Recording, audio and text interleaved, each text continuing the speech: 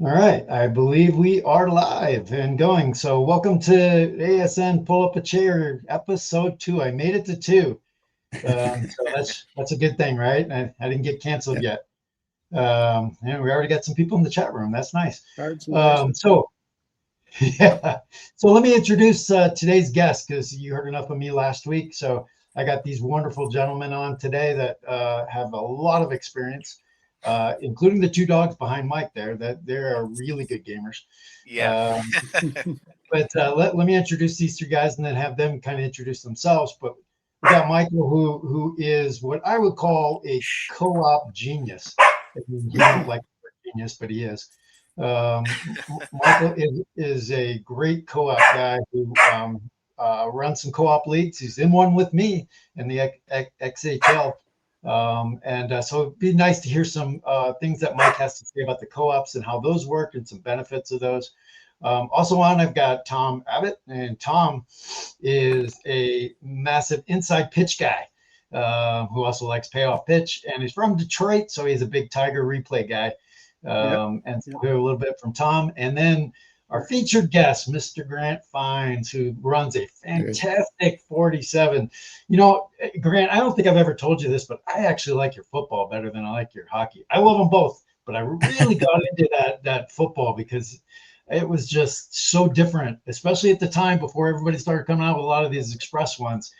That football game, to me, I was like, wow, I can really get a game done in a lot faster time and still get all the stats. So I was really deep into your football game when it came out. I really appreciate it. I love the hockey too, but that football for me was really good. So we'll hear from Grant, and I really want to talk to him about his developer experiences, and I want to get his viewpoint, how he sees the community from a developer, and how he tackles feedback as a developer. So little unique things. Plus, just have him in here on some roundtable discussions. So, without further ado, let's kind of walk around. Just a quick introduction on your own. Start out with Mike.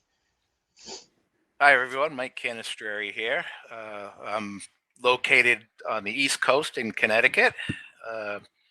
Started gaming probably when I was 10 or 11 years old, and did that through a little bit through high school. And then after that, it was college, family, and everything. And 40 some years later, about 3 years ago, 4 years ago, got back into it. And boy, did I get back into it. Took the deep dive and haven't looked back. Kind of wishing I was about 30 years younger, but it's been fun the last 3 years. The people that I have met in this community, including John, Grant, I've met Grant in person out at in Denver, and just a lot of people that I have met. And where I am from 3-4 years ago in this community is fascinating. You know, I'm on a show here. I have a YouTube channel. I'm in a bunch of co-ops. I go to different conventions. I go to IndieCon. Have my own convention with Dave Gardner. Having our second one in this coming May. Never would have thought that would have ever happened. And pretty much that's it in a nutshell. Great, thanks, Mike. Tom, you wanna go ahead and go next? Yeah, sure. I'm from Grand Blanc, Michigan, which is about an hour north of Detroit. Other than a 4-year stretch where we lived in Chicago for a while, I've been a lifelong Michigander. So I'm kind of a homer, Tigers, Red Wings. I don't really care too much about basketball, but Pistons. I used to work at the Palace of Auburn Hills back in the 90s when the Pistons were champions, and worked right on the floor. So I was like, arm's length away from tons of celebrities and basketball players. So you'd think I would like basketball, but I don't know. I don't know. Baseball is my main game. That's the game I don't really play any other games. I'm open to learning other games, but that's just the game I know and love. And I was introduced to APA back in late 70s. My cousin, excuse me, brought the game over, and I just fell in love with it. We played so many games. We would call the games. We actually one time had a little organ, and we didn't know how to play it, but we came up with a couple of little charge songs. that we would play. Nice. And yeah, I played that for a couple of years, and then just it's a typical story. You hear it all the time. The cards just went into the basement. 40 years later, I don't know what got into me. I just saw them down there, got them out, and a spark went off. And next thing you know, I'm getting everything all figured out for APA, and I got going on that, and then I got interested in payoff pitch, and I'm really bad at always wanting the shiny new thing. So every time something comes around, or I just, something piques my interest. But right now, my core games are APA, basic, inside pitch, payoff pitch, replay, and Status Pro Advanced through Digital Diamond. So yeah, that's I've been back at it for about a year and a half now. I have a YouTube channel, but my big issue is I just don't have a lot of time. If I get in literally a couple games a week, I'm doing fine, and so I started that channel, and,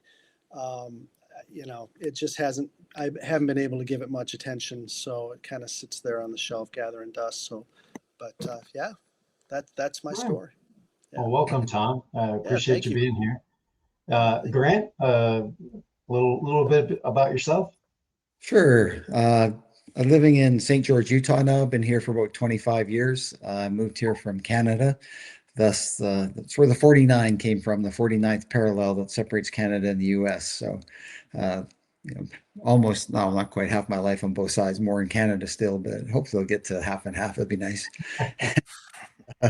Anyway, a typical story, like everybody else, played a bunch of different board games, Pater, a game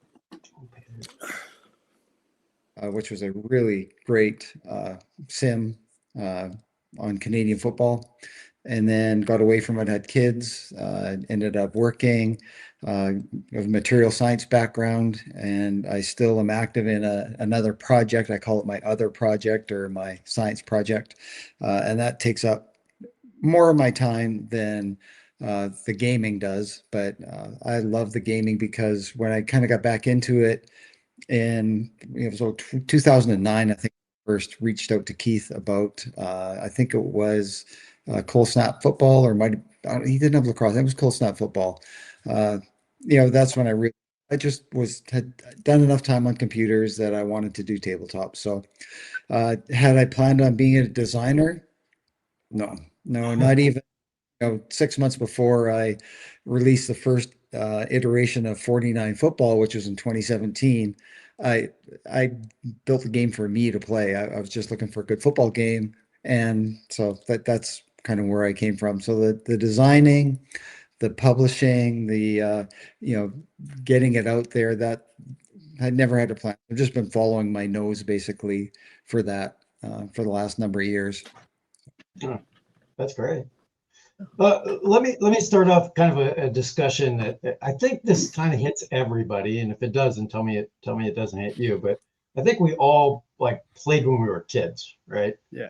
Yep. And then there was that time off that you had to take because life hit you, right? Mm-hmm. Right. What brought you back? What brought you back? Was there a season? Was there a game that you saw? Was there an ad that you saw? What brought you back to tabletop? And Mike, I'll put you on the spot first. And what brought you back to tabletop? It was just one night. I was just searching around on the internet, looking for something, and I saw golf games, and I said, I've played golf, don't play anymore, but I said, that'd be kind of cool. Let me look for a golf game out there, and doing searches, and what do I come up with? I come up with the History Maker Golf. I said, that sounds pretty cool. Didn't know anything about the company or the game, but kind of did some reviews and watched some videos. I said, that's pretty cool. And that was the start of down the rabbit hole. It's a lot bigger than a rabbit hole. Elephant hole, right? Yeah. The black hole is more like it. Yeah. And fell in love with that game. Second game I got from play, believe it or not, was High Lie. And then I got, what was after High Lie? I'm trying to think. It wasn't baseball. Don't remember offhand what it was. Was it Hockey Blast by chance? It might have been. I ended up meeting Keith in October of 22 when he came out to Hartford, Connecticut, and did a 1-day get together, and he was showing off the new basketball game that he had, and they played the playoffs for the Major League Baseball. And they used History Maker Express, which I thought was pretty cool. And the person I was sitting with playing said, "Oh, if you like this, you're gonna like History Maker Baseball." And a couple weeks later, that showed up on the doorstep, and the rest is history. It's just been, a lot of History Maker Baseball, and then finding other baseball games out there. I'm more into baseball. I have a lot of other games. Baseball is my big one, and yeah, it's incredible how much stuff I've gotten in the last 3 years. Yeah, no, I hear you. I hear you on that. But it's fun. How about you, Grant? How did you get back to doing all this? I needed a break from, working the 70, 80-hour weeks and in the computer, although my work was mostly, we were manufacturing. And so I spent a lot of time on the manufacturing floor because I was a technology guy. But it was just, I really enjoyed Canadian sports action football. I played a lot of baseball, Sports Illustrated baseball way back in the day, Status Pro.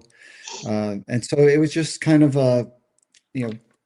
like thing that I can just immerse myself into. I don't have to worry about anybody else. It's just going to be me. And so I thought, let me find a good Canadian football. So I would say it was Canadian football that really drew me back. And that's what got me full snap football. And then right around that time, I was enjoying lacrosse. One of my best friends was one of the coaches in the National Lacrosse League. And so I got to hang out with him. I used to go for weekends with him. He was in Colorado for a while and San Jose for a while. So I got to be the guy who got to shoot on the backup goalie when they were practicing down at the other end. So had a lot of fun with that. So then I started at that point to, why not just see if I can figure out how to come up with a lacrosse game? And so that all snowballed from there. And yeah, That's interesting. That's pretty neat. That's pretty neat. Yeah, and Micah had a great. I met Micah. I think some of you probably met Micah at the last Play convention. Yep. From Cleveland. Big shout out, Micah, because I'm a Cleveland guy. I grew up there. So, but yeah, he said his dad has been playing the '70s season of Sports Illustrated since 6 years old. He's still at it. So it's nice to have Micah in the community. Getting some of that youth in and. He's got some great stuff going on that he's always posting about. All right, Tom. Well, I know you're the busy family man. That's kind of what you represent. And not that the rest of us aren't busy family men, but I know you finding time's always been hard. So how did you find any time to even get back in? I don't know. I don't really know what was the spark. I think maybe I was just down the basement one time and I stumbled upon my old Abbott cards, and I've got them right here. And you can see there's tape. The lid's missing or whatever, the flap. They're all colored. Oh, look at those cards, well used. And I don't know. I just got them out in my hands, and some kind of nostalgia bug just bit me. And next thing you know, I'm going through and researching and making sure the cards are on the right teams. And I had no idea that this community was out there. I think I just looked up APA out on Facebook, and I found a group, and then one group led to another group, and then I'm learning about different games. But time that is the issue there. So I just have to, and that's why when I play my games, for me it's more of an experience. I savor my games. I'm not looking to get through as many games as I possibly can. I like to, take my time with a game. I might a certain player may pop up, and I might say, "Hey, I wonder what's going on with that guy. This is the '70s. Is he still alive? Whatever." And I'll go out to Baseball Reference and I'll start doing a deep dive. And I might take a half-hour break from my game just researching somebody that just popped up. And so yeah, all my my games, like I did a 1984 replay, and I just played the Tigers by hand. It took me about a year or so. And then the rest of it, I just used Digital Diamond to fast play. So, you know, I don't know. It's also a stress thing. It's like the last, I've got a lot, just like you all, I've got a lot of stress in my life. The last thing I want is for this hobby to be another stress point. So I won't let it be that. So if it, I'm not worried about, it's taking me too long to finish my season. Oh, I made a mistake in that game. It's like, I don't care. I'm just gonna, just gonna enjoy the experience. So, It's supposed to be your stress relief, not a stress ad. That's for right. sure. Yeah, You know, for sure. it's kind of what I ride well, used to, I don't ride as much anymore, but I used to call wind therapy to get on my Harley, Oh, and so I call this card therapy. So it's, yeah, right. it's something I used to get away from everything, and, Yep. of course it's engulfed me a lot lately, but yeah, it's definitely that, for me, on that question, I was actually at a client site. I travel sometimes. I'm a contractor, and I was at a client site, and we were having dinner and just BSing, and this guy is having a conversation with another guy, and he goes, did you finish your game? And the other guys, so they're having this conversation, and then I catch Stratomatic, and I'm like, oh, and I'm talking, this was probably 10 years ago. And I go, Stratomatic, and I said, I used to play that as a kid, and they were like, yeah, there's a big community still out there playing it. And I was like, oh, that's interesting. So I went home, and like you guys, started to look it up online. That's what we all do now. And looked it up online, was like, well, I still have all my games in the closet, and for me, it was Appa, Stratomatic, and Status Pro. Those were my three big ones as a kid. And I still had them all. And so I remember exactly the day I popped out Status Pro. It was 1984, I believe. And I pulled those cards out and started looking at them, and all those memories as a kid started popping through. And I was like, oh, let's play a couple of games. And now look where I am. But that for me is what happened to get back into it. So I always kind of wonder about people's journey like that on the hobby, and when you and Tom and I talked about this a little bit yesterday off camera, but when you approach a project, what are you looking to get out of it? What's your main goal? Is it just to finish? Is it to, create a story? I just wonder when you sit down and do something, Michael, you're sitting down doing this gigantic co-op league. Tom, I know you're replaying, the Tigers. Grant, I don't know what individual projects you might be going on, because you have to find development time and play time, which I'm sure is a heck of a thing to do. But what do you guys look for in that? I'll start, Tom. I'm gonna put you on the spot and have you go first. But what are you trying to do? You got limited time, right? And you're playing a project. What do you want out of it? Yeah, for me, it's like a time machine. I like to just go back into time. I like to, sometimes I'll go look up the weather for that day, what it really was. Was it a day game, a night game? How many fans were in the stands? And I try to take myself back to that time. Sometimes I'll go look up what were the big news stories that day. And just, I don't know, kind of get a feel. I haven't followed through with this, but one of the things I want to do is get an actual wall calendar from that. I'm really stuck on the year 1977, because that's when my cards are, and that's just when I had that kid love of baseball, and it's just a magical year for me. So I'm stuck in that season. But I thought about getting a wall calendar for that, and listening to music, the whole immersion thing. So what I'm looking for is not necessarily, I want to get through it. I want to have all these stats and see what happened. I mean, I do want to do all that stuff, but for me, it's just more just going back into time. So when you step in your office and get ready to play a game on the tabletop, it's 1977. It's 1977. You got it. Yep. That's fantastic. I love that. Mike, how about you?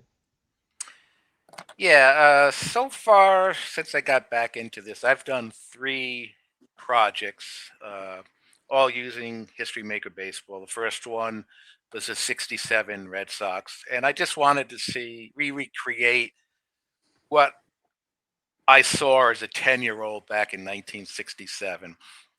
Really, first time really watching sports, and Kyle Yastrzemski was my favorite player, and just there was a magical season. I still as a 10-year-old, you don't understand what was going on, they call it the Yeah. impossible dream and things like that. Now, as a grown up, and now having seen the Red Sox win some titles, I understand, going back was fun.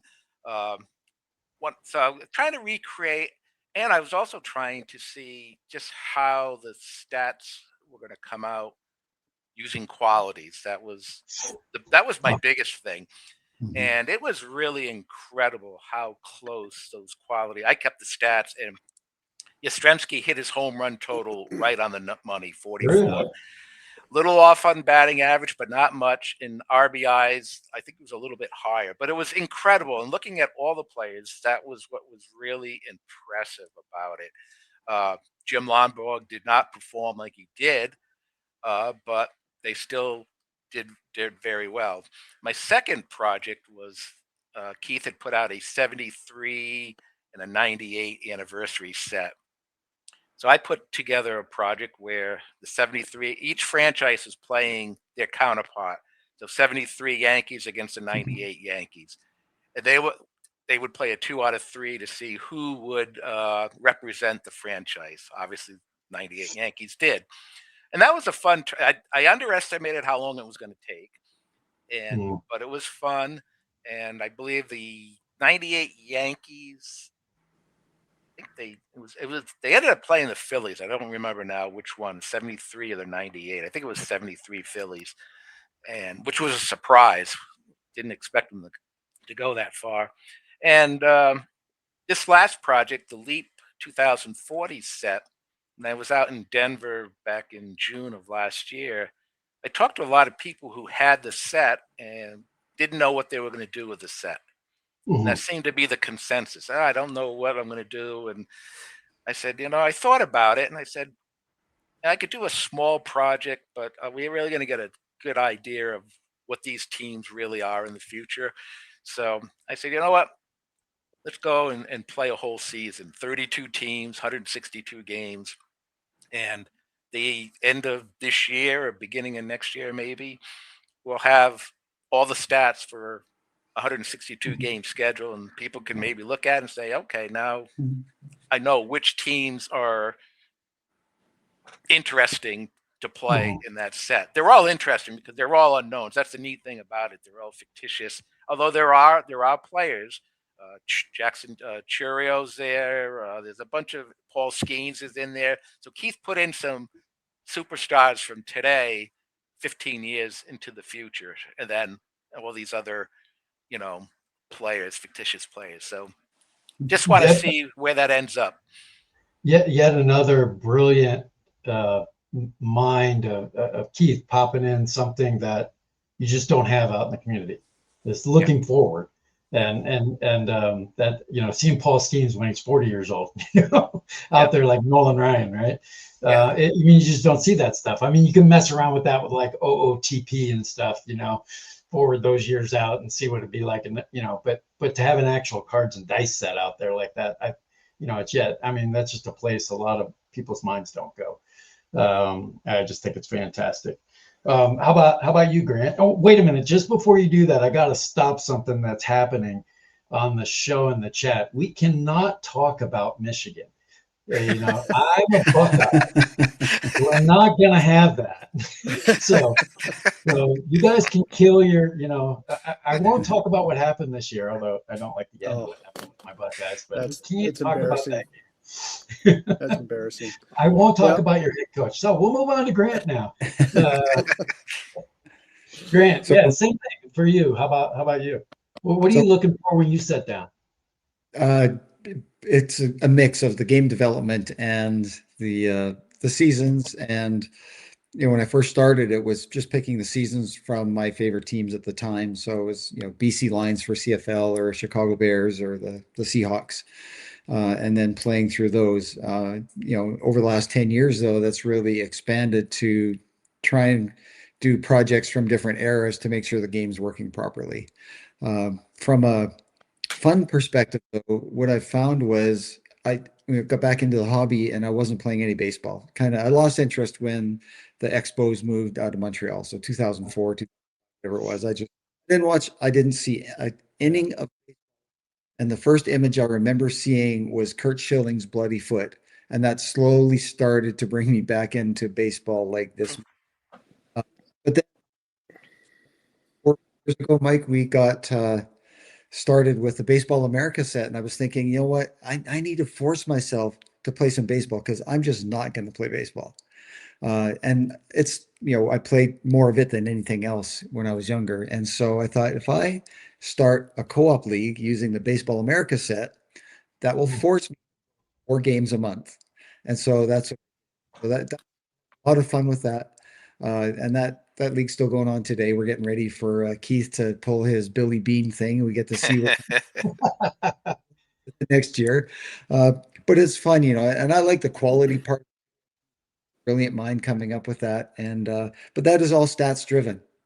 Those do come from stats. So not surprising when you play a replay of a season that it's going to be close. There's nothing that's going to be perfect. No such thing. Not if you want some variability. But anyway, so that's one.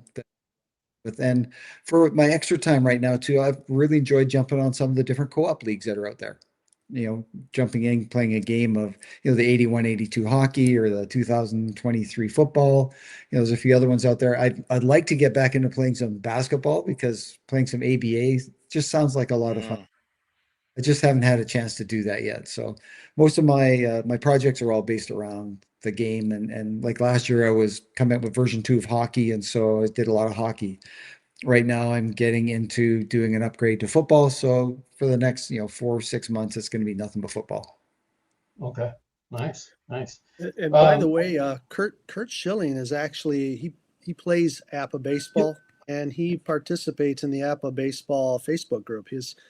There's been a couple of times somebody's asked the question, are there any celebrities or anything that play the game? And he's popped in and said, I play the game. So he actually pays attention to the group too. So I had him actually comment on a couple of my History Maker baseball tournament when he was pitching, and I was like, I don't know if this is really Kurt Schilling or if it's just somebody taking that. But he seemed interested enough in asking questions, so maybe it was really him. I'm glad you said that, Tom. I'm gonna put a little teaser out there for one of my future episodes without naming the person.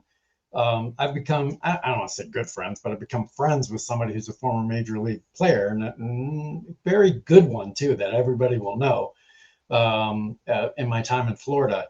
And I when I play, sometimes I will send him box scores, right? Because he's on Facebook and we're friends on Facebook, and I will send him box scores from his pitching performances.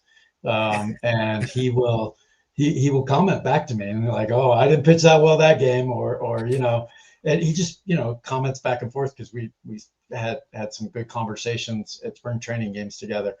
And he's agreed to come on the show in a later episode. So he's not a big gamer. He knows about them. He knows about the different board games that are out there and stuff like that. So sometimes when I buy a new game, he'll ask me what's my card look like. So he's into the idea of it all, but he hasn't played. But it's interesting to see what he thinks about it. But he used to tell me that lots of players play games in the clubhouse, and because he's still around the clubhouses, and he said back in the 70s and 80s they played all the time, and he's around clubhouses now, and a lot of them play. So he said you'd be surprised, and some of them get really upset at how their card looks. That's cool. It's kind of like that Madden thing, right? They're all about their Madden rating, in football. And he said, some of the guys get really upset, and they'll actually call like Hal and some of the other guys, Stratomatic and John over at Appa, and say, no, I'm not going to hit my power rating with this one, So, but anyway, I digressed on all that. So, but Grant, one of the things I wanted to jump on and talk about with you, and love to get the guys' take on this too from their perspective, but Express versus the full play games. And it's something that's new over Mike, maybe the last 3 years, it's really started to pop out. And my own personal opinion is because people just, as like Tom, do not have time to play 3-hour games, and we would love to play an entire football game out. We'd love to play an entire basketball game out, but geez, it's going to try a season of that. Oh my God. It takes a year and a half to do baseball. Imagine how long it's going to take to do those games. So what kind of brought you, because you were one of the first Express games. I know Keith had a few, but you were really one of the first to pop out Express games. So what led you to that thought process, and what's kind of been the feedback of the community to you on your Express game? So, I mean, what really led me to it was the fact we don't have a lot of time. And so I didn't want to spend a lot of time because remember, when I started with football, I did it for me. I hadn't really thought of selling it. And then when I did hockey a few years ago, it was, because I'd had some experience with it all. But for me, it was I wanted something quick setup. And so that's why I came up with the team charts so that, you can be set up and playing a football game in 2 minutes. I didn't want to have individual cards where you got to lay things out. And those games are out there, right? And so there's no point in reinventing the wheel. I liked how Keith did with the second season of Cold Snap. He's got like all the extra players on a chart this big, which is really cool. Don't need to do that. That's done. And that actually goes back to the that Canadian sports action game, football game, which I'm going to have to take out now and play again because I keep. But that's how they did it back then, back in the 70s. And so I just thought I wanted something I could set up super fast, didn't take a ton of space, and I needed to play it quick because, like my science background has got me going in a lot of different directions. Don't have a lot of time to play a game. I still wanted to get through playing a game. I didn't want to sit down for 2 or 3 hours to play a football game. And so that was the premise for me designing the game. But having said that, when I first started the design process, it was the whole meal deal. Like I laid everything out. The very first football game, it had everything. It took up like more than a table, had players, it had, every different type of play that you can imagine in different zones and areas and inside passes and pick play. It just way too much, of course, right? Take you 4 days to play a game. But I started with that and then pulled it all down into what I thought was a very playable experience where you had full stats. It forced you to use your mind a little bit to keep our minds active, and allowed you to have the narrative in your mind so you could see what was going on throughout the course of a play. And I just tried to follow that through with the hockey as well. Same thing, team charts. You do have the option to get player cards, but I like the team charts because you just pull the chart out, and with the quick decks, you're playing. I can be set up within a minute. I'm playing a game. I just take out my 2 decks of cards. I got my team charts, and start rolling dice. And now that's on an app too, so I don't even need to roll dice and make any noise. Yeah. It just felt like the right thing to do at the time was to try and create a game that was different than what was potentially out there. And like I've never played. I shouldn't say never. I played Apple football twice. I played Strat online a couple times, and so I didn't want to actually go and check out all these other games. I thought I want to start from what I know, what I think a football game is going to be for me, and get the game out that way. So that was the reasoning behind it, though, was I just needed something that felt like I could get in, play for an hour, hour and a half, like I'd accomplished something. So you really built it for yourself, Oh, yeah. and then you decided, hey, this is working for me. Let me see if I can market it out. And is that true? I don't want to put words in your mouth, but Yeah, this it seems to work. So maybe other people will like it. it was so back in 2016, 2017.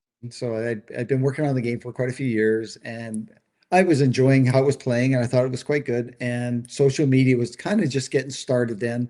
And so I just threw a video out just to show, hey, this is what I'm doing, guys. What are you guys doing? Because this, it's a little bit of uh, that's what social media is about, show people what Mhm. you're up. And I got such overwhelming response to it was like, wow, are you kidding? You got to sell that. Because, and I didn't even have a name for it at that time. It was just my football game. That's all I was doing. That's how 49 came up with. So as I'm putting all these things together and trying to, okay, get into the production and how to actually sell the game, I had hadn't come up with a name, even, like a couple of weeks before I was going to start selling it. So, Yeah. as it was popped in my mind. That's awesome. So Tom, obviously without time, because you're my time guy here, um, it, I would think express games would be like your top thing, but I do know for like, especially since you're a baseball guy, you seem to not really use express games. You're more of a play it out guy. So just wondered what you think on this as you hear Yeah, this. I think I just haven't given an express game a chance, and not because I'm against them or anything. I just don't think I've given it the time or, given it a try. But Not, it's not a bad idea. You're right. Given my time limits, that might be something to look into for sure. Yeah. well, considering the games that you play, because I know the ones that you play, there's not really an express game in those versions. So you would have to No. jump into History Maker Baseball to get an express game Yeah. out there. So it may be something to look at. I was just wondering, as you hear this, you're like, hey, maybe, because I know you're also a stats guy. Yeah. And I know you said you want to immerse yourself in 1977, Right. but you also like the stat results that you're getting, and so I wonder how Yeah. express would work for you on a trial run for baseball. So Yeah. I know Grant's, I've talked to you before, Grant, and I know you have zero desire, unless it's changed, to ever put out a baseball game, because there's a million of them, I think is what you told me at play. Although I'd love to see you create one. But I think you kind of are living in your hockey, football, CFL space. So am I right when I say all that? So I've got a plan for baseball. I've actually laid You it a bit and it plays good. It's not going to be an express game. And so we should probably clarify too. So my quick decks, I don't know why I came up with the name quick decks, but it's still a full play game. So mm-hmm. decks hockey, they're still full play. Like for hockey, you get face-offs, time on ice, plus minus, everything. Football, just about everything as well, from uh, tackles for losses, forced fumbles, all that data is available. So it's not a express game. But here we talk about express.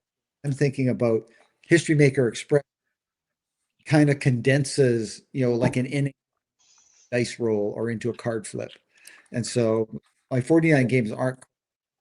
The highlight hockey is different because it takes a full hockey game and condenses it down to the highlight. So that is a true express kind of game. But so anyway, I just thought I'd kind of clarify that a little bit. And You're right. You're right, Grant. Mike, I know you play express games. You're familiar, obviously, with HMB Express. What's your thoughts on the express side? Well, for me, with baseball being my number one thing, I like the full play baseball. I have an accounting background, so numbers have been my life. Love stats. So for me I have to have the stats for my baseball games. Uh, the other sports that I play, mostly express, would be football, basketball, because like everybody says, I don't have time for an hour and a half game. I can do a History Maker Baseball. I did 3 games this morning in about an hour and a half. Boom, boom, boom, and that's full stats, keeping everything. So I've got probably 600, 700 games under my belt now. So you kind of know on certain roles, you don't have to keep looking through the chart. But uh, for the sports that take longer, I think the express games are great. They Yeah. get you what you need. And some of those express games now, they've got player helpers or whatever where you can find out who scored and you can Yeah. keep stats. So that makes it nice too. But Yeah. as far as keeping sports with any, stats with any other sport, it's really the baseball that I'm. Yeah. No, I agree with you. I think I've made this comment many times, at least to people. The last express game I want to play is baseball, and the reason is, why do we play express? We play express because what we all just said, which is the time piece of it. Well, whether I'm doing payoff pitch, status pro, advanced, HMB, whatever, I can generally do a baseball game in 10 to 15 minutes. So why am I going to express that? and I'm getting all the full stats. Now, but hockey is going to take me a while. Football is going to take me a while. Basketball is going to take me a while. So that's why I express. So for me, it was like, why did they even come out with an express game? But, because can it really be less than 10 to 15 minutes? So I'm already getting all my full stats. So why am I going to give that up? So plus there's just with baseball for me, I feel like I'm there as I'm, especially, Digital Diamond really helps with this a lot to have that graphic kind of look to it. Because I know you guys both use Michael and Tom use, and I'm not sure if you do, Grant, but that Digital Diamond kind of interface and doing, popping in your own results. It's still, to me, and I use the baseball background, the stadium background. So I kind of feel like I'm, as Tom goes, I'm immersed in that area. So the express piece would kind of take away from that, in my mind, or at least my thought. But I guess I should give it a try because I've never done it. I have history for Baseball Express because, and this is probably a whole nother show, I'm more of a collector sometimes, I feel like, than I am a player. I've got everything in my closet. And so Keith came out with it. I bought it. I think I told Tom yesterday, the guy comes out with tic-tac-toe, I'm probably buying it. But, I collect a lot of stuff because I feel like at some point I will pull it out of the closet and use it. So I've got a lot of stuff in there, but I digress. I do want to hit each of you with this next kind of topic, I think about three pieces, and it's really about the state of the hobby, because I think each of you have a very unique look into the hobby. You got Grant with the developer, you got Michael, who really is immersed in many different areas and many different people, and Dave's show and everything else. And then you got Tom, who's got that limited time, but he finds his way into the baseball community. So kind of what do you feel like the hobby is right now, today? What kind of excites you about the hobby, thinking about it? What concerns you about it right now, and where do you think it's headed?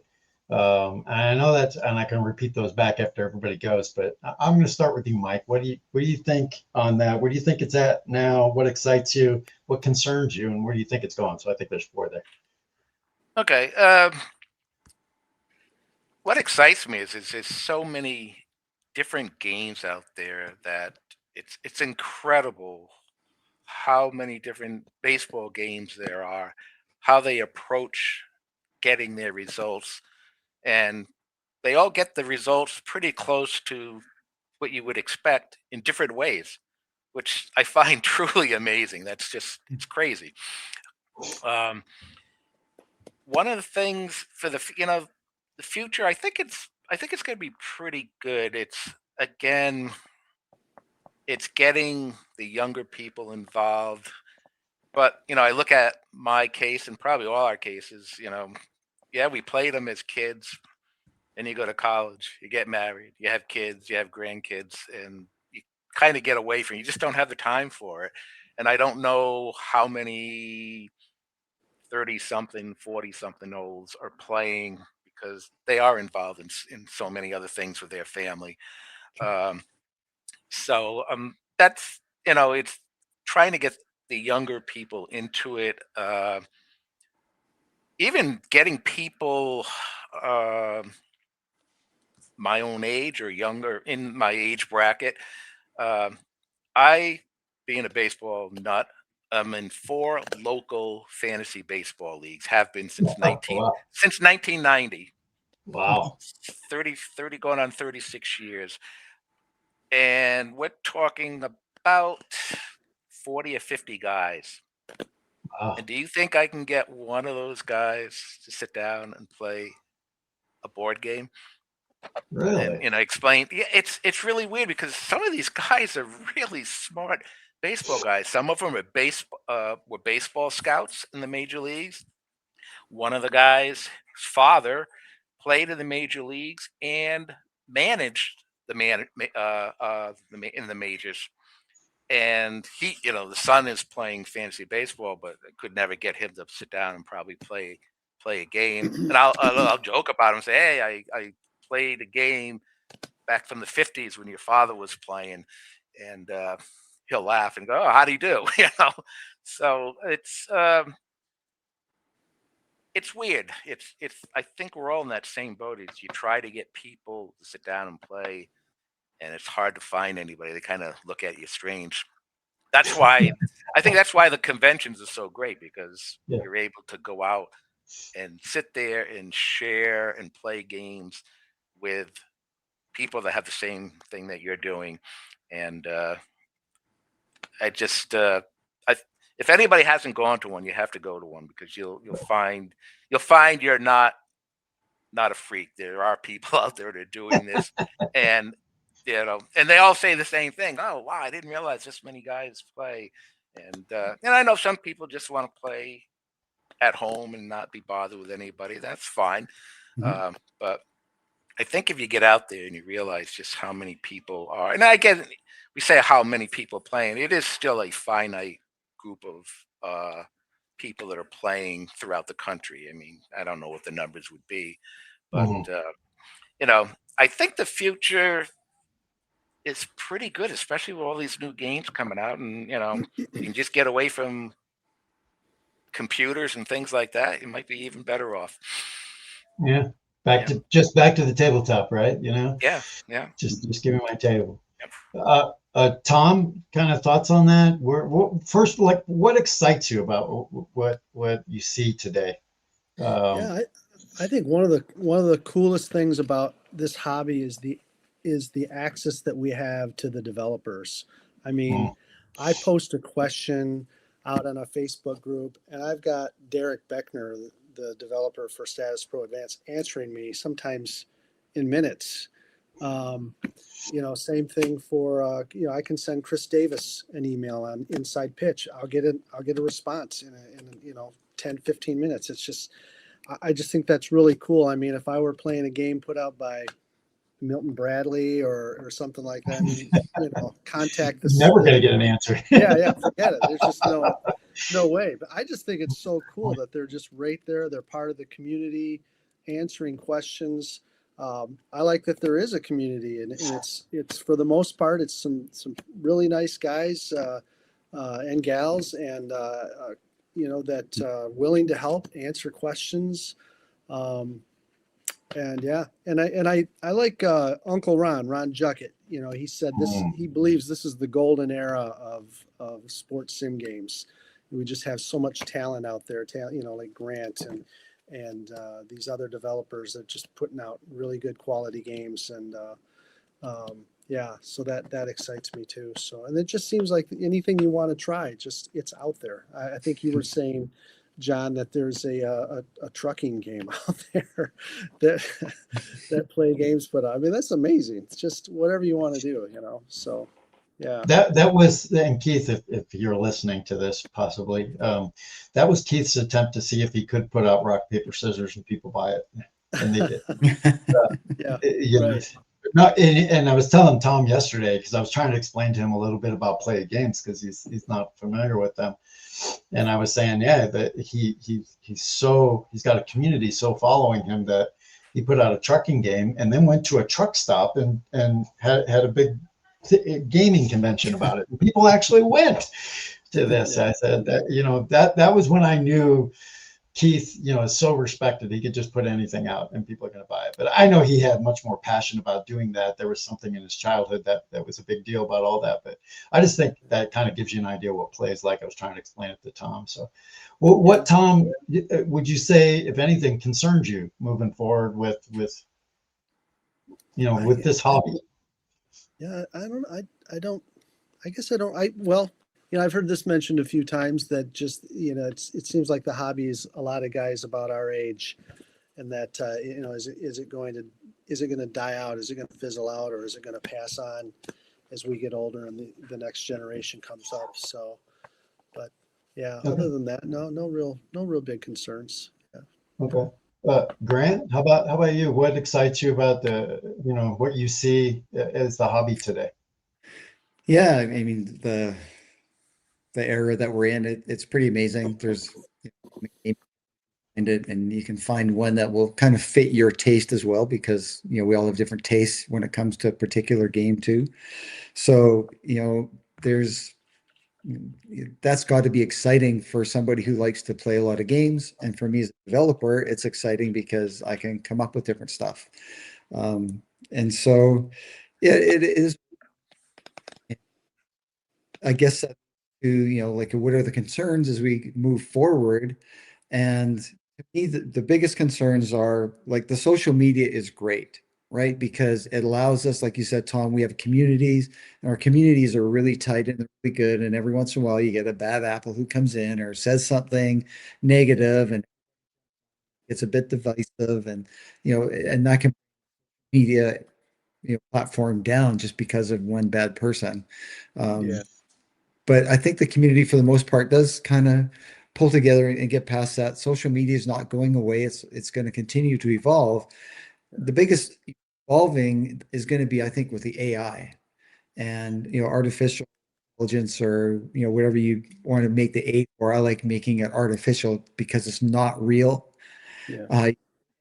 Time where we are, as a society now, going to have to prove that we're human. That's we're just Mm, yeah. not some, AI bot coming from somewhere. So Right.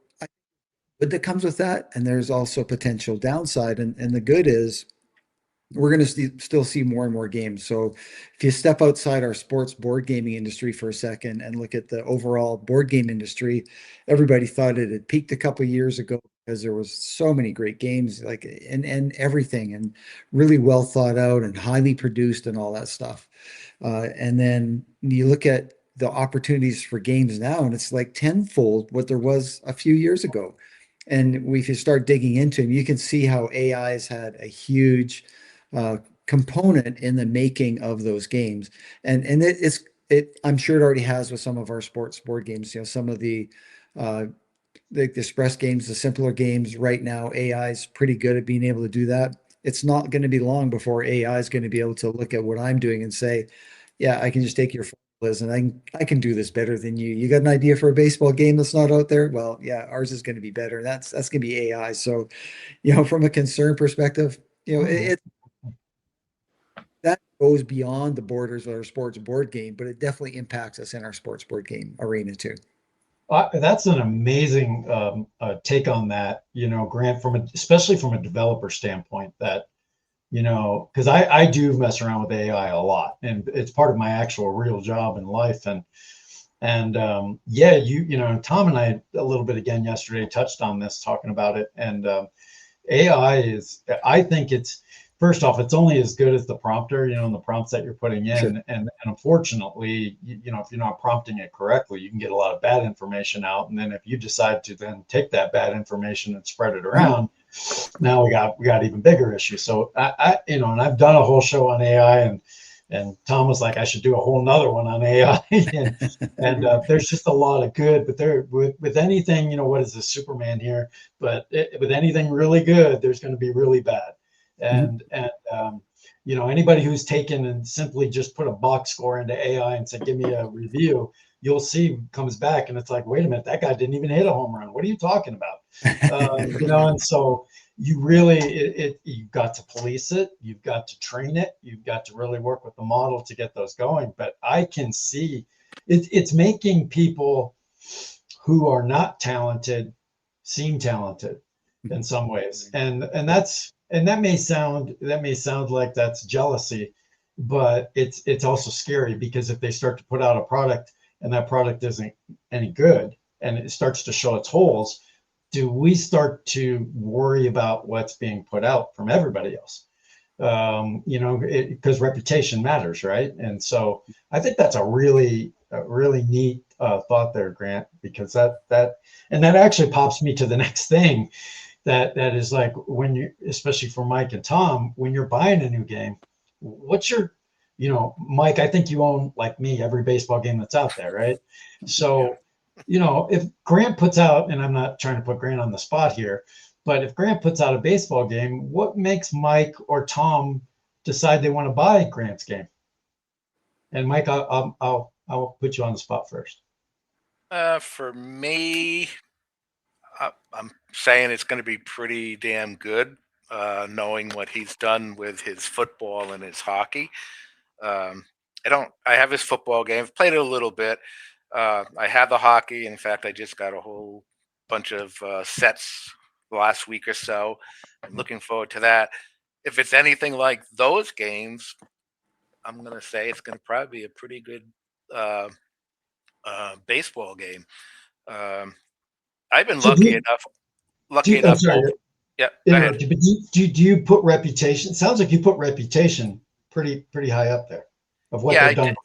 I do. Yeah. I think all these game developers, I put them up on a pedestal. And I always tell my wife, these guys are incredible. Because I've met a lot of game designers now over the last couple of years in person. And I've sat down for hours and talked to St. Patrick. I've talked to Mhm, Grant. I've talked to Clay Dreslock, mhm. uh, Joe Bryan, Steve Shaw. And it's just amazing how they think about these things. So if they've put out other good games, the pretty good chance they're going to put out a good game of baseball. I wouldn't surprise me with Grant to have a good baseball game. Yeah, Uh, yeah. Reputation.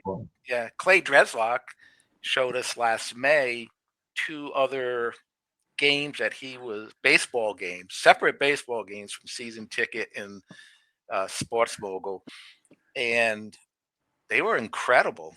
And that was back in June, and I'm not sure where he's gone with those. They were completely different, but fascinating, and hoping someday that they get released because I think they, from what I could see, they were really good. Uh, same thing with ST. I mean, he's coming out with a basketball game, and from what I've heard, it's going to be fantastic. Uh, I know his matchup football is incredible, and have no doubts. He puts a lot of research into what he does, and I think that's it's really who the games are coming from. If you and I think it's helped that I've had a lot of in-person communication with these people, and I've got to know them as a game designer and a person, and uh, I think they're great. They're fantastic for the community. What Micah made a comment in the chat. Blank ball. What's blank ball? Anybody know what he's talking about? Blank ball is such a cool concept. Maybe that's a typo. No, it's a game that Keith put out. I believe it was for one of the conventions. I don't know if it was part of his Ocho games or if it was or Oh, it's was just if it's another freebie on his site. But I think It was that's what he's Clay's. talking about. Clay, he's kind of something Clay showed. Yes. Oh, yeah, it was oh, okay. Was that what he was naming it? Okay. Oh, so is this the off game from the season ticket? Because the season ticket said Oh, blank I know. ball must be his. It's coming Grant's shaking his head. Must be Yep. his new to me game. That's now. what I It's coming to me now. Blank Yeah. ball is you start out with a blank player card, You're and right. then as the game and season progresses, that card changes. Right. It was a Oh, Really, so really fascinating concept. Now it's coming to me. yeah. Yes, that was the Do you game. know? Do you know if that's out, Grant, or Mike? I Not that I'm don't, aware of. He was not that I'm pretty, aware of now. prototyping a year Yeah, ago now. But Yeah, but Micah, if you know, if you've got it, or if you played it, or whatever, comment in the area there. See, told you this is why I like Micah. Micah's got some interesting things. He's one of our younger guys, so definitely. So, Tom, how about you? I know, again, I'm going to throw back the time thing on you, and you can't have every game in the world because how are you going to get to them all? Right. But what's going to make you? Because I think what you said, you started with APA, right? But Started you with did APA. move on to other games, and you've owned Yeah. Status Pro Advanced and all those others. So what makes Tom decide to take that jump on another game? Yeah, I actually kind of have a resistance to getting new things now, just because like you said, I can't even play what I have. I don't know if you know Mark Miller, aka Jerry Kwan, and Yes, yes. he's a fellow Michigander, and we got to know each other, and we've had a couple of meetups in about halfway point in Lansing, and he just had some old seasons, and I mean he gave me, I mean, I don't know how many payoff pitch seasons, and I'm just like, I don't know when I'm going to get to all these. He's an incredibly generous guy. So I kind of have a resistance to that, but I will say, I mean, when I got back into this hobby and all I had was the APA cards, and then I kind of got a hankering to get something else. I remember going out to a Facebook group and saying, "Hey, I'm thinking about a new game. Any ideas?" And I think John, you were one of the people that responded, and I kept getting payoff pitch, and over and over. So I went ahead and took the leap on that, and haven't regretted it. It's a great game. Um, you know, the season that I'm doing right now, I call it a hybrid season because I bounce around. I'm playing the same season or the same games in the season, and I'm using Digital Diamond as kind of the recorder for all of that. But I'm bouncing around to different games just based on mood. Right now, I'm in an inside pitch mood, but what would want? Yeah, like I said, I've got kind of resistance now to like. I don't know if I want to take on new games, but if I hear somebody like History Maker Baseball, I will say that's one I keep hearing over and over and over again. Great things and great things. So my interest is peaked on that, and I may pull the trigger on that sometime. Yeah. So would you say that kind of maybe the buzz and social media might make you at least take a look at something? Yeah. I think that's accurate. Yeah. Okay. Yeah. All right. So Grant, hearing those kind of things, from two different viewpoints, you got Mike and I who buy everything that comes out. Because we love everything that's out there. We love all the developers. We love everything that's going on. So Mike and I are sold. All you got to do is put it out. But you got somebody like Tom who doesn't have as much time. And so he's a little less ready to pull a trigger. When you hear all that, what goes through your mind as a developer? I think from where I'm at, like I game and I hope people are going to like it. And I think what the proof is when people keep coming back buying new seasons. I do the in-season sets for CFL, NFL, and NHL. There's a lot of interest in that. And so, it tells me that, and that was the first concern too, right? I put out a game. Is everybody going to take it, play it once or twice, put it on the shelf and never hear from anybody again? And that's certainly the case, so that tells me that what I'm doing works. And I don't think any game is going to hit every niche what people are looking for. And so I think I just put out a game that I like, that I think is good, and I think is going to appeal.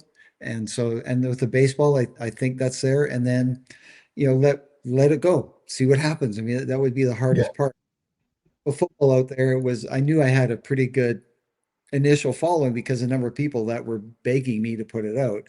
When I did hockey, it's because I had done, I think, a pretty good job with the football that a lot of people bought the hockey. And so, for me now, it's just a matter of having time to go ahead and get games put out there because I want to keep supporting and the football and making them as good as I possibly can. I think that's just kind of where my head's at. Yeah. Go ahead. So I don't really buy too many. I've got inside pitch. The season that I bought still in shrink wrap. And so I've got bank shot basketball, and I did mostly. And so I think I played through half of a game. I just don't have the time to really put into it. But the games I do have are like I've got a number of Keith's games. So I've got the 20th anniversary set of second season football, shrink wrap, put aside. So like a collector, a little bit like you guys. So I do. And the other thing I want to bring up is the conventions too, and the importance of conventions, because I know Michael's really been involved with the digital to dice one. He's going to be again this year. I think one of the most disappointing things I ever heard last year was during the play when Keith came on with his talk and said, "We're not going to do a play.con." I really was disappointed. Like, Oh yeah. it bugged me because I've enjoyed. It's a lot of the same guys. There's always some new guys, and so I'm thinking like, well, how can I fill that in? Because I've got a issue with timing with the digital dice one, which I'm working really hard at trying to overcome so I can make it to that convention because there's just a lot of fun to be around people who are like-minded. And, we didn't just play sports games. Last year, we played a bunch of other games too. So, that it's just such a big part of our community. If it's something's close to your area, definitely I'd say do your best to get out there. Yeah, I think, just piggybacking on that, and I'm right here now in Colorado Springs. when he said that, I think I fell out of my chair. And I was like, are you kidding me? And my first thought right away, and I understand why he's doing it, because, you know, his son taking off is, you know, he's got a lot going on personally, professionally, everything going on. So I get it. My initial thought kind of right away was, I'll do it. I'll take it over for you, Keith. I'll do all the work on that. You know, I'm not, I keep telling Mike, I've said this 1,000 times. I convinced Dave and Ron, well, not so much Ron because he didn't really want to do it, but I convinced Dave to do that digital to dice convention when I was on his show.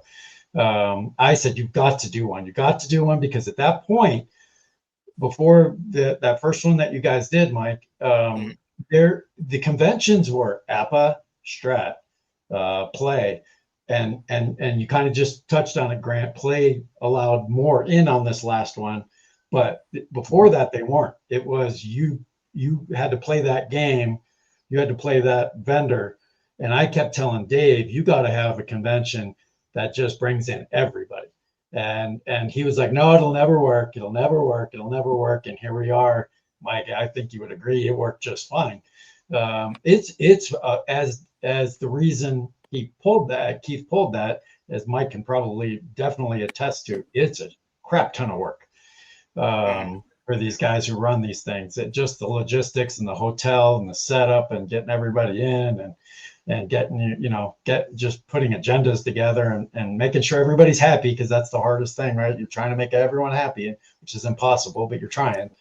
I think is what it is. But yeah, my first response to that was fall out of the chair. Second was craft an email to Keith saying, I'm local, I'm here, you need me, I would do it. I have not heard back from him, so I would love to keep that Play convention going, because I think it's in a different geographical location, which is really nice. Do you and I, Grant, out here? But I also think it's every year. I only went last year, was my first year to it, but every year that thing has become bigger and bigger and bigger.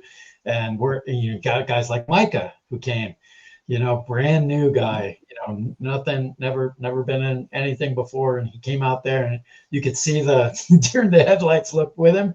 But now look at him. Now he's getting more and more comfortable with us, and I can imagine I want to see him at that next convention and see how his gaming experience is gone, and see him face to face, and probably get it at Digital Dice. But love to see it out here at Play, and that Play community, like I said, you know, Keith can put out, you know, rock, paper, scissors, and he's going to sell it. That is a big time APA back kind of group, almost like, you know, matching, you know, you can't say anything bad about Play. You're going to have a million guys on you, just like APA.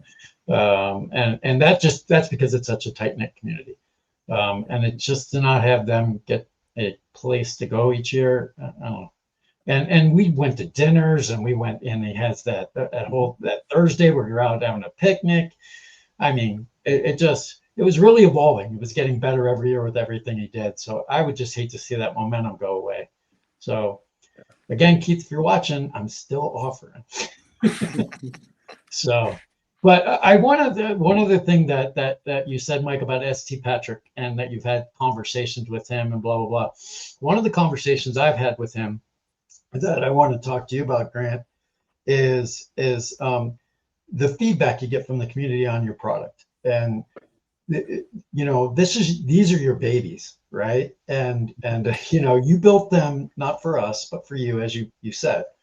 Once the second you turn them over and make them public and charge for them, there's a whole different expectation around what you deliver. But at the same time, it's still your baby. And one of the things that ST always talks to me about when we have our conversations is how people give their feedback. What's the tone? How do they say it? And I just wonder, you know, without spilling people's names and without giving us too much drama, you know, what's the feedback like when you initially release a game? Do you get 99% positive feedback, or do you get people who really chase you for you're missing this, you're missing that? You know, what kind of feedback do you get from the community? How does it make you feel when you get negative feedback? I'm okay with it. I actually take it all in, and I think that I wouldn't call it negative feedback for the most part, if somebody's got something to say, it's constructive criticism. Here's a and version control on documents, right? And if anybody should understand version control on documents, it's me, because I let what's space qualified, which is impossible to get done. It's so hard because you have to, every I has to have a dot, T has to be crossed, all that stuff. Well, on all of my charts here, I don't have any version control at all. Right. So somebody said, like, how do I know which chart? Because I keep updating them all the time. So that's constructive criticism. I love hearing that. That doesn't mean I'm going to be able to get everything fixed to do with what this person wants right away. I'll work at it. But yeah, I like hearing stuff like that. If it's somebody who is like on a social media post that says something about my game that I know doesn't on the game, isn't part of my YouTube channel, I just, block delete, I think is how my buddy, whenever he got negative, he does a fly fishing show in Canada. And he said there's somebody doesn't like the way he took a fish out of the water. And instead of being constructive, negative about it. So he says, yeah, just block delete them and they don't have to come back again.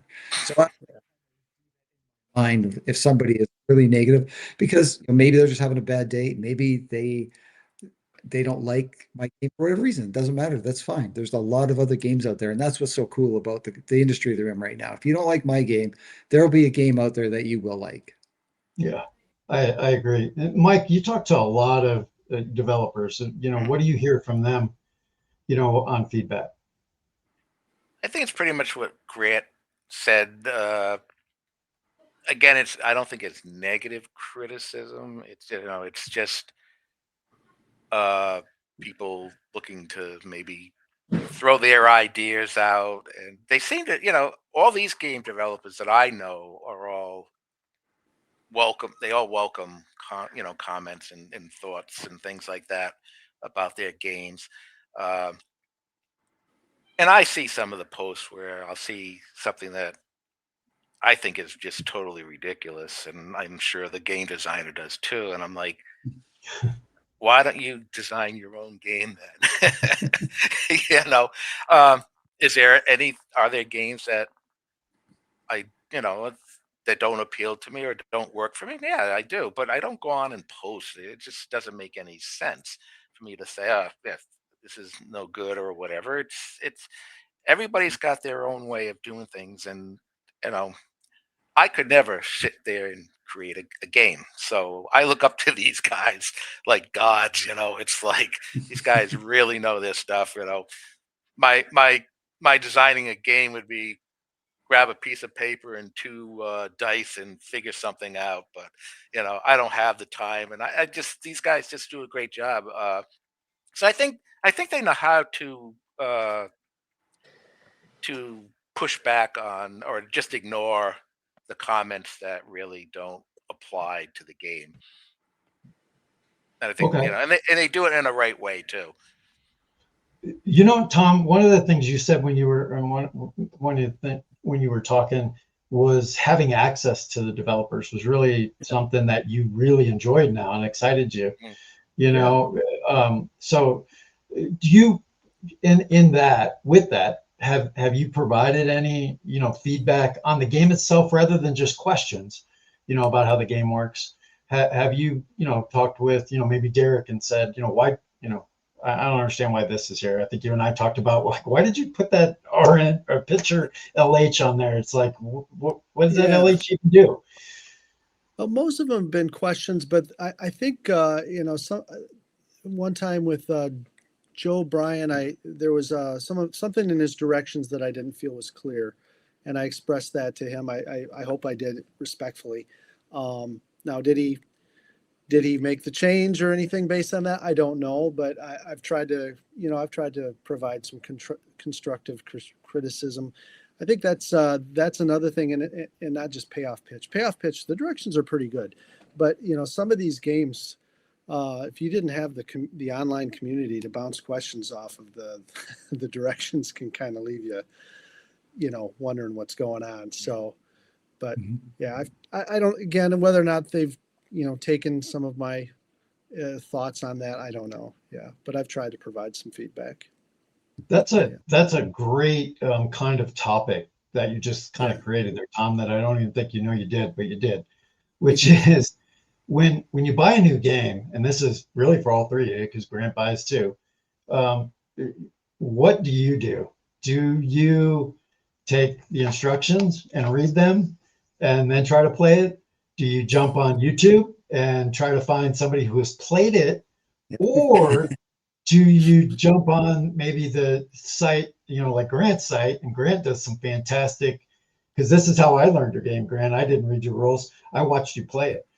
There's nothing like watching the developer play his own game because he's going to know how to do it, right? And Keith does a great job of showcasing his games like that too.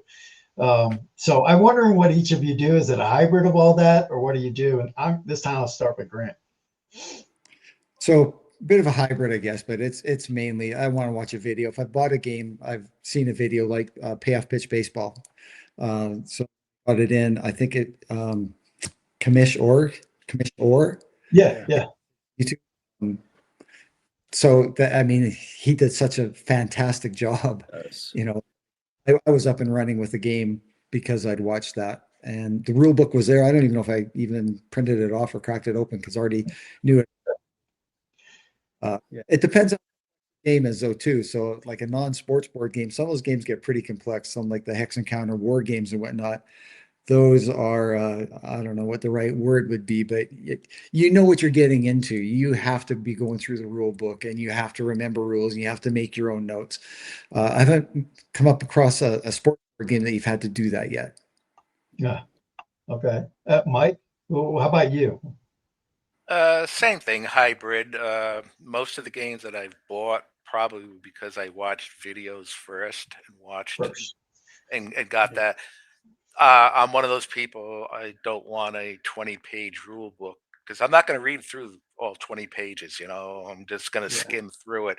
If I can watch a video on YouTube, great. And I've had the pleasure of sitting down at conventions and sitting down with a game designer and playing with the game designer. What better experience? And they make it so much easier to understand. It's like, oh wow, because they designed the game, they know how to play it, and that experience alone is really what I like about the community. That's a great addition to why you should go to conventions, Mike, Right. because I learned the matchup college football from ST. From ST. We sat down. You might have even been there. I sat down and played against him, and I mean, come on, how else? That's YouTube in front of you, right there, and you could stop the YouTube video by asking him a question. So I mean, I was just peppering him with questions as we were going along, and so I learned it right there. And that is I go to a play convention and learned ST's game. So it's a major benefit. You can go to the play convention and learn Grant's game. Grant had his game out and was showing people stuff. And so again, another reason why we've got to have this play convention, not just because it's called play, and it doesn't need to be named play. Maybe I will create one and just get everybody to come out for it, but the whole idea is that you can absolutely learn from the developer. And what I think if we were to put together the top 3 ways to learn a game, I think all of us would probably agree: the developer, the YouTube, and then the rules. Really rings true. Somebody see the game through how, and that's a really rewarding thing. And somebody really understands the game because they see it through your eyes. And that's not, I think it gets there by having these videos and all this content out there. Absolutely. Yeah. So Tom, how about you? I mean, when you bought Inside Pitch, was it, Mike brought up a great point, which is, did you watch it first before you bought it? Or did you buy it and then watch YouTube videos? Or were you a rules guy? That's an interesting one to pick out, because that was one I told you that Mark Miller kind of cleaned out his basement and gave me a bunch of seasons, and he gave me Inside Pitch and a couple of seasons to go along with it, and I'd heard a number of people talking about that game, and so I got it out. But yeah, the usual thing that I do though is an interest will hit me, and the first thing I do is I'm going out to YouTube. So like the other day, my mouse died, so I'm out looking up YouTube videos, best mouses, and so it's the same thing, I'll go out and I'll hit YouTube, and that'll help with the interest, help me make the buying decision, and then when I make the purchase, I'm excited, I'm waiting, so I'm out watching more YouTube videos trying to learn the game. But once it gets in, then yeah, I'm cracking open the rules and trying to follow them the best I can. Yeah, so kind of a hybrid. Yeah. Let me ask this. Hopefully, I'll get an honest answer from everybody here, but you don't have to give me one.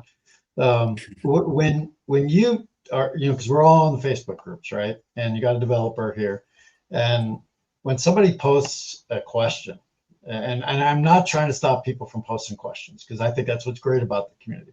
But when it's obvious that they posted a question that is been highly covered on YouTube, B, highly covered within the group, and all they had to do was do a search on the Facebook page, does it irritate you? I know you don't want it to irritate you, but inside, does it go, God, why didn't you it's right there in the rules, or it was right there in the Facebook group, just do a quick search. You didn't really have to do another post. I just wonder, and maybe it's my own pet peeve, but sometimes, and I'm talking about something really basic, like, oh, really? Did you watch anything? Does it bother you? Mike, I'll start with you. No, I mean, sometimes when you read one, you'll say, gee, that's right there on page 2, paragraph 3. How did you miss that? But to me, it's no big deal, because I was in that position 3-4 years ago. So I kind of look at it from my point of view. I might have asked some pretty dumb questions or obvious questions. To me, it wasn't obvious, but to everybody else, it was, and I just missed it. So, I'm sure I probably ticked off some people, but maybe not. But I try to just figure, hey, give the person a break. I mean, you Yeah. know, I don't, like I said, I skim a lot of times through the rules only because I know a lot of the. Up, boys. Somebody's hungry. Oh, Okay. We'll wrap up here in just a second, I promise. Okay. no. Yeah, Mike, and the last thing I want to do is because that's counteractive to the whole thing about getting new people in. I don't want to be that way, but sometimes I'm like, and I'll just give an example. Like, you're on Status Pro and somebody's going, well, what does the PB mean? I'm like, really? That's like how did you? That's like the whole part of the game. I mean, like, you don't know what that means. Go read the rule book a little bit. But again, I don't want to come back and be negative on them on the page. But sometimes I just look at it and go, well, you're being lazy. Yeah. You want the quick answer from here, and then they start peppering 95 questions, and I'm like, go read the rule book, man. It's obvious you just picked up the game today, and I get the excitement too. That's the other thing, is you're just excited. You got a brand new game, and you want to get through it. But go watch a YouTube video, read the rules a little bit, at least the first little bit. You don't have to get into the advanced part, but have the basics down, and then come back and ask questions. But there's I've seen some out there where I'm like, it's obvious you just bought the game, you just opened it up, and you want to know what the first thing is. And I'm like, wow. So I don't know. For me, it's just sometimes like, geez, come on, do a little bit of homework, show you have some interest in it. How about you, Tom? I don't get irritated with it. I mean, like you said, if I saw back to back to back to back, it's like, go read the directions. But I can't say I've seen a lot of that. And I know I've been guilty of it. Just recently with Inside Pitch. Inside Pitch is pretty complex. There's a lot of little, twists and turns and things you've got to look up, and multiple dice rolls, and I just had a question on how to resolve an error, and somebody pointed me to the chart and was like, oh, the chart. Yeah. It's like, it was just it was a brain fart, just of course the chart, and so, some of these games, it can just be a lot of information, especially at the beginning, and it's right there, but it's just kind of a mush, and asking these questions kind of helps clarify things. So no, I don't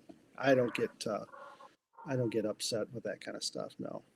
I'm going to pose that question a little different to you, Grant, as a developer. You probably hear the same question often, directed to you. How do I do X or how do I do it? Do you ever get a little frustrated with it? It's like I put that out there a million times and explained that to people, but here it still keeps coming into me over and over again. Or do you look at it and go, maybe I'm not explaining it well enough because I'm constantly getting the same question? Yeah, more look at an opportunity to fix something if the same question keeps coming in. No, I don't get frustrated when people ask questions because they might have been away from the game for a couple of months and they came back to pick it up, and it might be an obvious question that they wouldn't have asked 2 months ago when they were playing it. Uh, so no, I don't get frustrated. And what I appreciate with the community, so the only social media I go on is my own Facebook page. I don't have time for any others.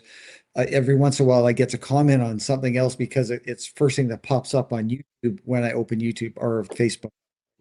Or maybe comment, but so I'm only ever on my own site, and community is great at answering questions too. And I think everybody would be like Tom, like and they're just like, no, somebody has a question they need answered for their own reason. I don't need to be the side that they that question.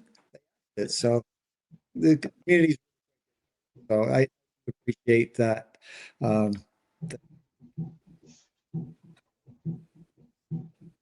yeah, here's page 2, paragraph 2. Here's a copy of it. Right?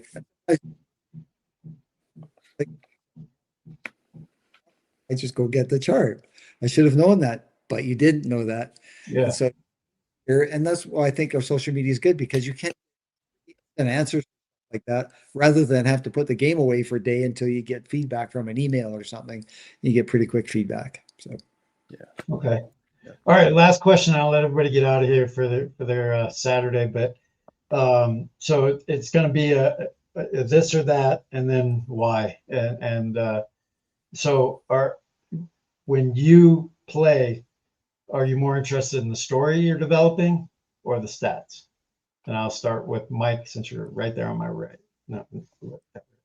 I think I think I think it's a little bit of both, especially with the History Maker baseball because it's more of a telling story type of game rather than just looking at a number on a card. It's you're going from one column to another. I always find History Maker baseball like I'm sitting in the seats in the stadium, watching the game and watching how things are going to develop. So that's kind of what I like about it. What was the other part of the question? Well, it was. Are you looking more at the story or are you looking at the stats at the end Okay, of the yeah, game? Which one makes you more excited to play that game? I think you just answered it already. yeah, By yeah. saying that story seems to be the most important thing for Right. you. But I do like my stats. I'm an accountant, so I like numbers. I Yeah. do like the stats, but it's the storytelling of the games. You play that game never disappoints. There's always something unique about that game.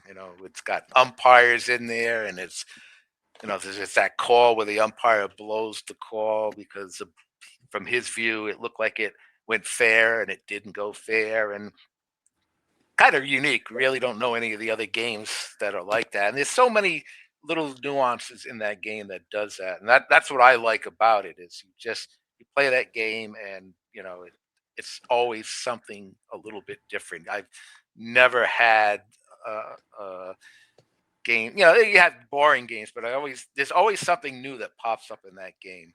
Uh, I just played a co-op game, Paul Fay's 1975 co-op that we're playing. It's a small co-op, and I was playing the Orioles. I'm the 75 Red Sox using History Maker, but it was just one of those games. I hit 7 home runs. It won 17-2. Jim Rice had 3 home runs. Fisk had 2 home runs. It's that kind of stuff, and you go, well, it gets you thinking. You go, yeah, I remember when Jim Rice did hit 3 home runs in a game, or Carlton Fisk. So it's that kind of stuff that just keeps you going. So you like I don't want to put words in your mouth, but you like the story that supports the stats. Yeah, Really. And the Yeah. stats, the stats that support the story afterwards. Yeah. And so Yeah. you're into that as well. Right. Right. Okay, Yeah. that's great. How about you, Tom? Are you a stats guy? Are you a story guy? A hybrid I'm a, like Mike? I'm a story guy. I mean, stats, I don't get too deep into stats, just the basics, the home runs, the batting averages, that kind of thing, wins, losses, strikeouts. I don't get into sabermetrics and all that. But for me, it's definitely the story. Like today's a great example. I think I shared with you, John, that my 77 replay, Atlanta's lost 21 straight. And and so I replayed their next game today. They had a 2-run lead going into the eighth inning. Phil Niekro was pitching like a 2-hit gem. He had to be taken out. They got bases loaded in the eighth. Walked in a run to make it 2-1. I'm sorry, that happened in the seventh. Eighth, another run scored. So they went into the ninth tied up, and then Pittsburgh walked it off with a ninth inning home run. So they've lost 22 straight.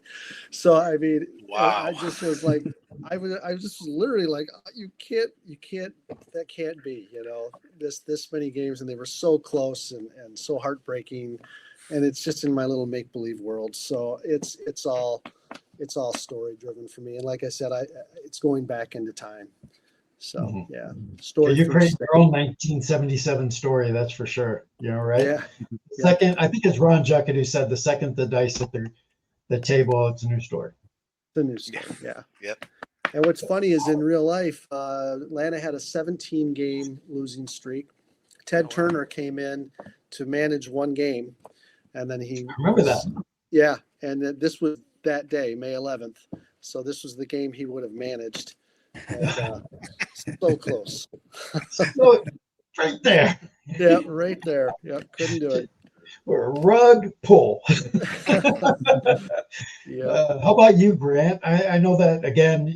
You're kind of like Tom in different ways. That time doesn't give you. You probably can't play as much as you'd love to. Do you have time for stories, or is it more just, hey, I'm testing my games, and if the stories kind of don't find themselves there? I think my games are stories. I really do. I think they're like with the cards that drive the action. They're like with a hockey game, particularly about football. I think there's a story inside every play because of the buildup and how I've made you come to the and tell what's going on. And so for I really appreciate stories, like non-board games where the theme, you know, the theme that I really am drawn to that. And as I'm developing games outside of sports board games, it's more about story and theme. So I like that.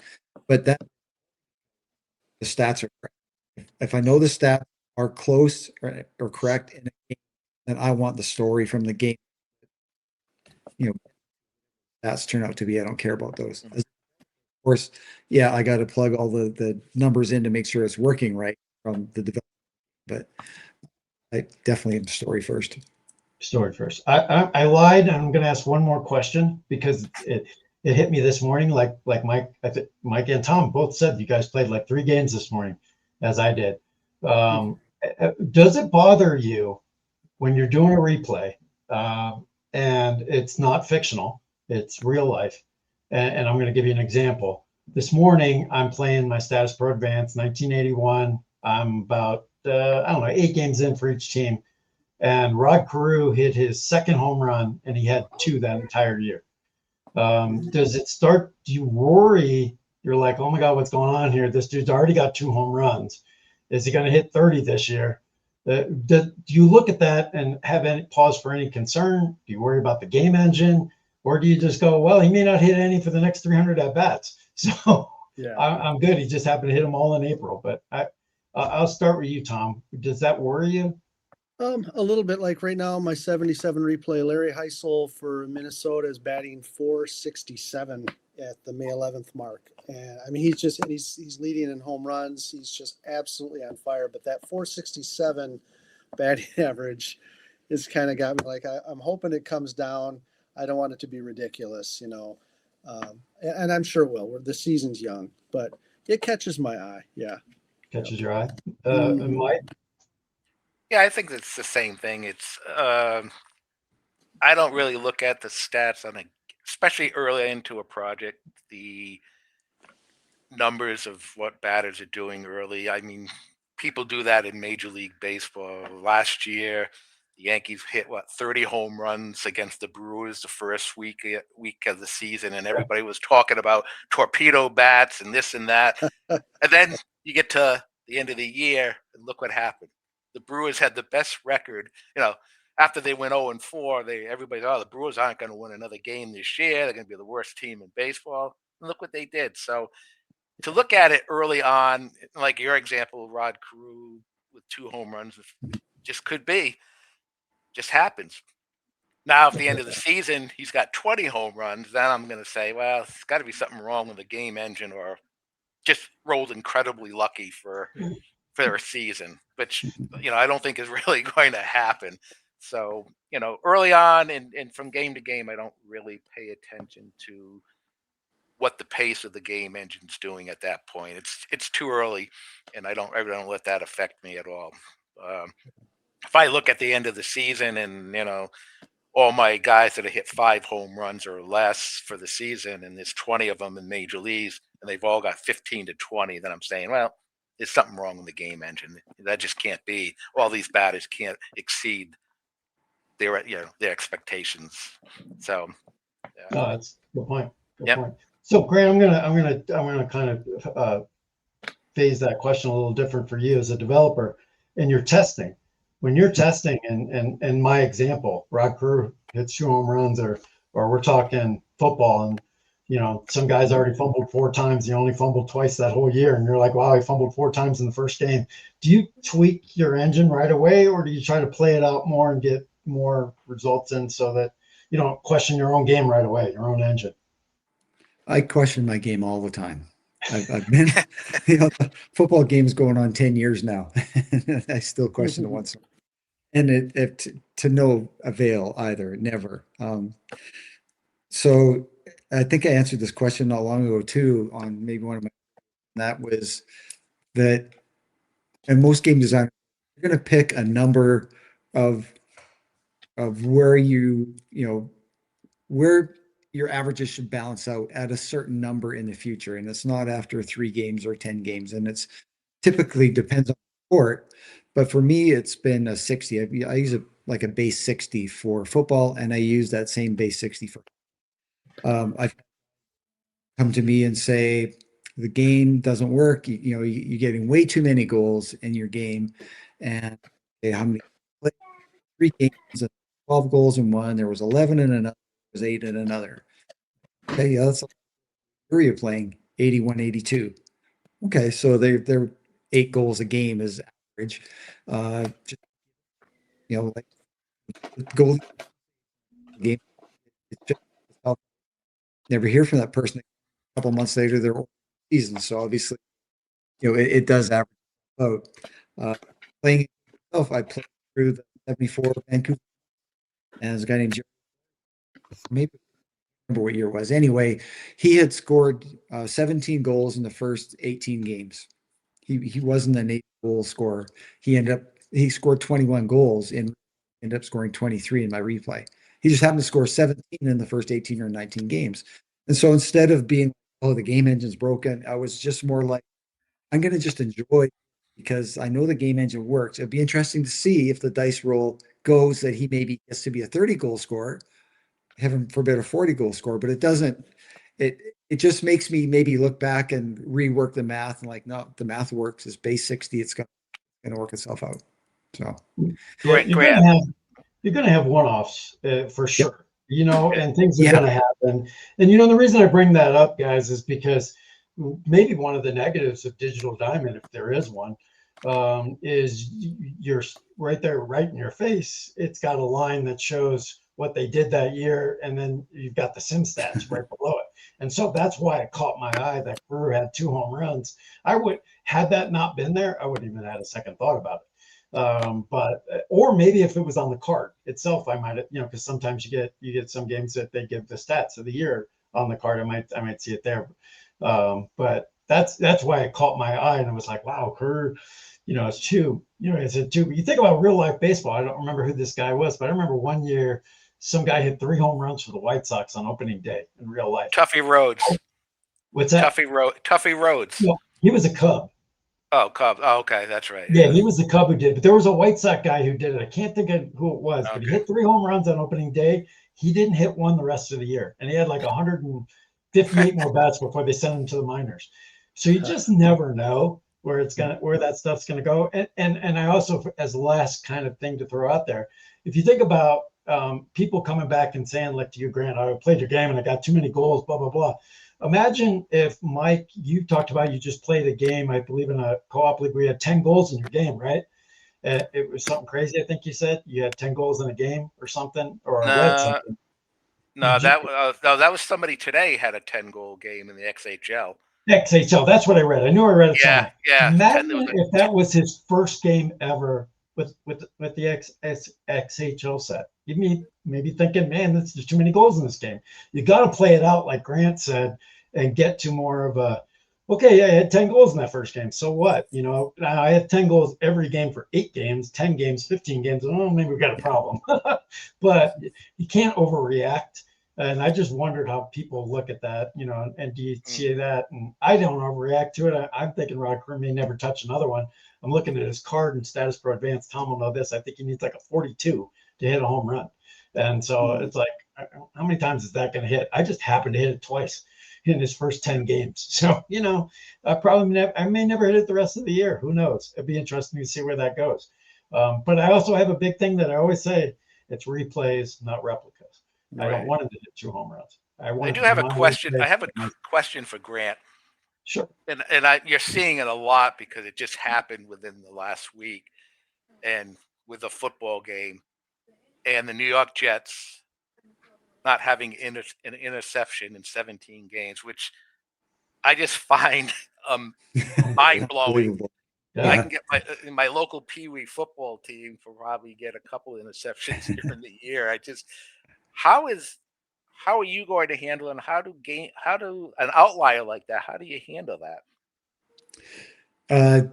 If you play through their season, they're probably going to get an interception with my That's game. what I would think. Yeah. Yeah. Because there's nothing wrong with it. In hockey, with a player who doesn't score a goal all year, there's still a chance they're going to score a goal. Doesn't mean they will, but there's a chance they're going to score a goal. So I don't make anything absolute. I'd like there to be a chance for, like you say, it's not a replica. It's you're playing the game again, like these teams are playing once again. How they're playing. Yeah. But you know what's going to happen. You will get people, though, that will, the Jets will get 2 interceptions and they'll be like, wow, the game is no good because in real life they had 0. So it's kind of, I know you're not going to please everybody. Yeah. You know, that's funny because I remember being maybe early on when I first got back into tabletop gaming. It was Abbott that I jumped right back into, and I was on like I believe it was a Facebook group, maybe it's Discord. I don't remember what it was, but somebody posted a box score, and Tommy Verizon, you know, the old Indian, Tom probably remember him too. I think he played on Tigers too. He popped a home run and hadn't hit a home run like all year. You know, he hit 0, and people were like, "Well, whatever you did was wrong." And it's like, I agree with Grant that you don't want an absolute, because now again, if all you're doing is just replica. So just go to Baseball Reference and read all the box scores if that's what you want. But these are supposed to be stories that we're telling, and it would be great if Tommy Verizon hit a couple of home runs. I bet he'd be happy. But do I want him to hit 10 or 15? No. Just like Rod Kerr, my example, do I want Rod Kerr to hit 15? I could accept 10. I really could, and go, I just happen to hit that number a bunch. But I don't want to see him hit 20. I think that, then I'm going to start questioning, what did I do? I see myself first. I go, what did I do wrong? Then I do the game itself, the engine. I'm like, I must have done something wrong, because I know these engines are out, and I feel like you, Mike, there's so many of them that are so good, and we buy all these games for a reason. Their reputation, they work, they do it. So generally, if the stats are off, I look at the person playing, then I do the engine, and that includes myself. What did I do wrong to get Rod Kerr two home runs already? But sometimes it just happens. But Anyway, I want to thank all of you guys for coming on the show. It's fantastic to have you all on, and I really appreciate it more than you know. And I hope you had a good time. Hope I didn't waste your Saturday afternoon. And Enjoyed hope it. to see you guys on a future episode as well. Absolutely. That's Yeah, good. that'd Have be a great great. Saturday. Thank you. Sounds good. Yep. We'll Have a see you great later, day. guys. Great day, guys. Bye. Bye-bye.